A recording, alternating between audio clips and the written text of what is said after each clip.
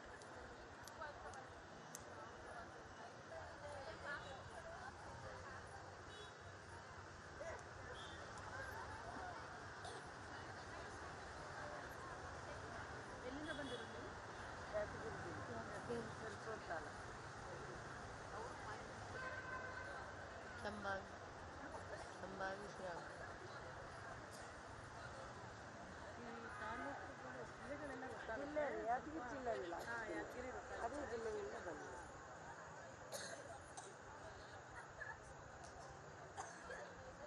ಕಷ್ಟ ಆಗ್ತಾ ಇದೆಯಾ ಹೋರಾಟ ಪ್ರತಿಭಟನೆ ಎಲ್ಲ? ಕಷ್ಟ ಆಗ್ತಾ ಇದೆ ರೀ. ಕಷ್ಟ ಆಗುತ್ತೆ ಅಂದ್ರೂ ಮಾಡಲೇಬೇಕಲ್ಲ. ನಮ್ಮ ಕೆಲಸದ ಬಗ್ಗೆ ನಮ್ಗೆ ಎಷ್ಟು ಇದು ಮಾಡಿದ್ರು ಮತ್ತೆ 5,000 ರೂಪಾಯಿ ಇದಾಗೋದಲ್ಲ. ಇನ್ನೊಂದು ಸ್ವಲ್ಪ ಹೆಚ್ಚಿಗೆ ಪಗಾರ ಜಾಸ್ತಿ ಮಾಡಿ ಅಂತ ಇವೇ ಹೋರಾಟ ಮಾಡಕತ್ತೆ. ಮಗುನ್ ಕರ್ಕೊಂಡ್ ಬಂದಿದ್ದೀರಾ? ಹಾಂ ರೀ, ಕರ್ಕೊಂಬಂದೇವ್ರಿ ಮಗುವನ್ನು. ಬೇಜಾರಾಗುತ್ತಾ ಹಿಂಗೆಲ್ಲ ಮಗುನ ಮಲಗಿಸ್ಕೊಂಡು? ಬೇಜಾರಾಗುತ್ತೆ ಅಂದರೆ ನಮ್ಮ ಹೋರಾಟ ಅಂತೂ ಮಾಡಲೇಬೇಕಲ್ವ. ಸಿದ್ದರಾಮಯ್ಯ ಸರ್ ಬಂದು ಬೇಗ ನಮ್ಮ ಕೋರಿಕೆಗಳನ್ನೆಲ್ಲ ಈಡೇರಿಸ್ತಾರೆ ಅಂತ ಹೇಳಿದ್ರೆ ಮನೆಗೆ ಹೋಗ್ಬೋದು ರೀ ನಾವು. ಭಯಂಕರ ಚಳಿ ಇದೆ ರೀ, ಭಯಂಕರ ಇದೆ ರೀ. ಇಲ್ಲ ಚಳಿ ಇದೆ ಅಂತ ಕಿಶಿ ಇದು ಮಾಡಿದರೆ ನಮ್ಮ ಇದಕ್ಕೆ ಇದಾಗಬೇಕಲ್ರಿ. ನಿಮ್ಮ ಹೆಸರು? ಬಸಮ್ಮ.